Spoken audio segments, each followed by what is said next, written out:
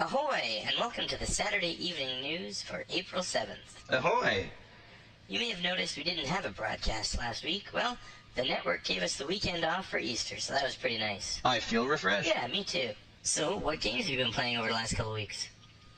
I've been playing a lot of Knockout League boxing, actually, ever since the official release came out as opposed to just the early access. I haven't gone back through and defeated all the new fighters. It slowed me down a little bit that I have to go back through and defeat some of the fighters I did before, but it's still a lot of fun, and yeah, it gets the heart rate going a little bit. I quite enjoy it. Yeah, I'm a big fan of Knockout League as well. I haven't had that much time for games this week because of the website redesign. Yes, a lot of work. Looks really good, though. Thank you. Particularly the logo, designed after yours truly.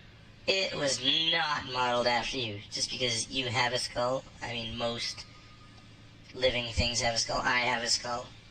Alright, so it was not designed after you. Well, it is a very handsome-looking logo either way. The Lenovo Mirage Solo is now available for pre-order on Amazon.com.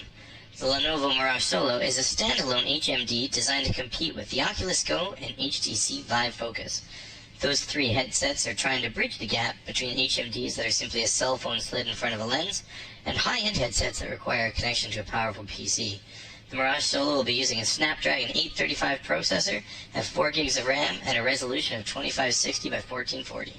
Did you see the deal that Amazon has if you buy the Mirage Solo with the new Mirage camera as well? Like a bundle? Yeah, except that it's buy one for the price of one or buy two for the price of two. If you're going to get the HMD and the camera together anyway, you might as well use the bundle, I guess, but you're not saving any money by getting the two, so don't think that I'll buy the HMD and, I'll get the bundle deal to get the camera at a better price, because it's the exact same price either way. Good to know. Smart shopping tip. The results are in for the March Steam hardware survey, and when it comes to virtual reality, it shows that Oculus Rift is still the preferred HMD amongst gamers.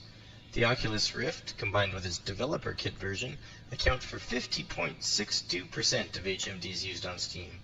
That's followed by the HTC Vive at 44.06%, and then all of the Windows Mixed Reality headsets at 5.32% combined. I'm really interested to see where this goes over the next year. The Oculus Rift, well, it's the best-selling one now. It's starting to get pretty old from a hardware perspective. Yep. The screen resolution is lower than any of the Windows Mixed Reality headsets, and certainly less than the new HTC Vive Pro that was just released. But at the same time, HTC has really priced itself high with the Vive Pro, so it'll be a bit of an interesting thing to see which wins out, affordability or higher specs. Yeah, a very good point. Skyrim VR was released on Steam on April 2nd. This version of Steam comes with all of the downloadable content that was made available for the original version of Skyrim. Up until now, Skyrim VR was an exclusive to PSVR. Speaking of releases, the very next day, on April 3rd, Island Time VR was released. Island Time VR is a stylized survival game that puts the player on a deserted island with a talking crab.